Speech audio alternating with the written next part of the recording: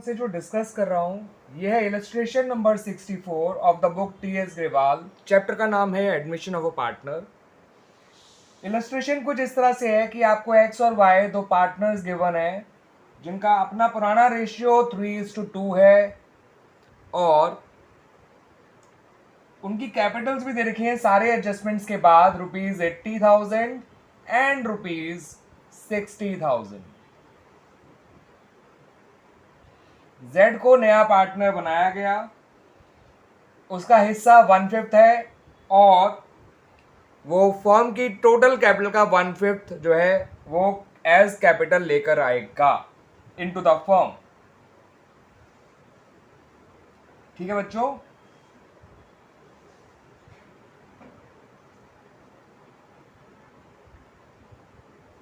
और ये भी कह रखा है क्वेश्चन में कि Z अपना शेयर इक्वली एक्वायर कर रहा है from X and Y।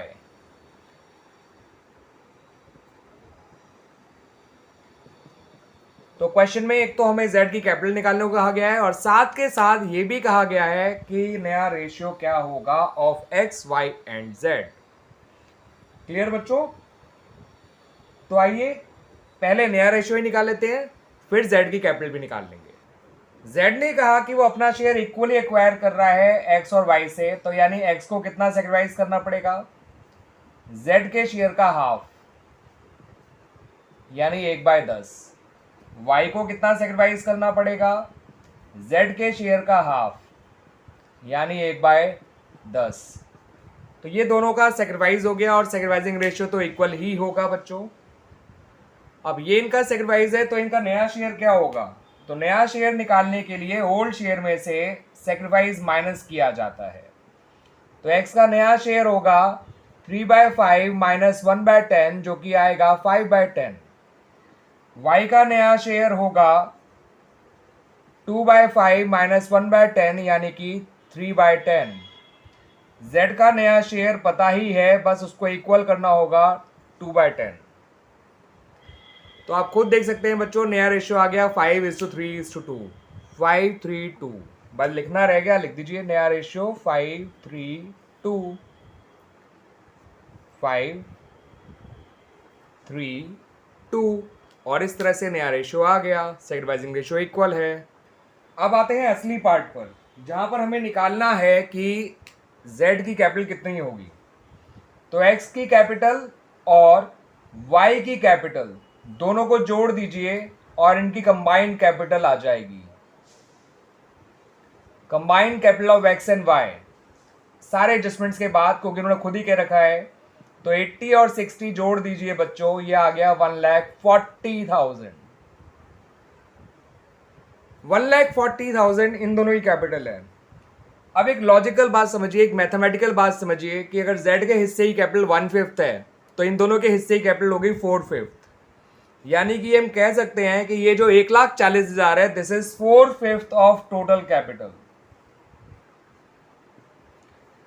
Simple सा लॉजिक है बच्चों, अगर नए पार्टनर का हिस्सा 1/5 है तो बाकी दोनों पार्टनर्स का कंबाइंड हिस्सा 4/5 होगा, यानी कि जो रिमेनिंग शेयर होता है 1 माइनस न्यू पार्टनर शेयर, वही आपके नए पार्टनर का हिस्सा होता है, सॉरी रिमेनिंग पार्टनर्स का हिस्सा, कंबाइंड हिस्सा। 4/5 ऑफ टोटल कैपिटल 1,40 आ गई।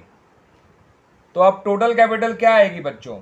टोटल कैपिटल आएगी 1,40,000 को मल्टीप्लाई कर दीजिए 5/4 से, तो ये आ जाएगी 1,75,000, 1,75,000। और जब एक बार फर्म की टोटल कैपिटल आ गई तो जेड की कैपिटल निकालने में क्या दिक्कत है? अब तो ये जेड की कैपिटल निकालना बहुत ही आसान काम हो गया। जो भी फर्म की टोटल कैपिटल है उसको उसके शेयर से मल्टीप्लाई कर दीजिए, Z की कैपिटल आ जाएगी 35,000 और आपका ये आंसर कंप्लीट हो गया। दोनों तरह से कंप्लीट हो गया, हमने नया रेशियो भी निकाल लिया जो हमसे मांगा था और साथ के साथ Z की कैपिटल भी निकाल ली जो हमसे मांगी गई थी कि how much capital he has to contribute.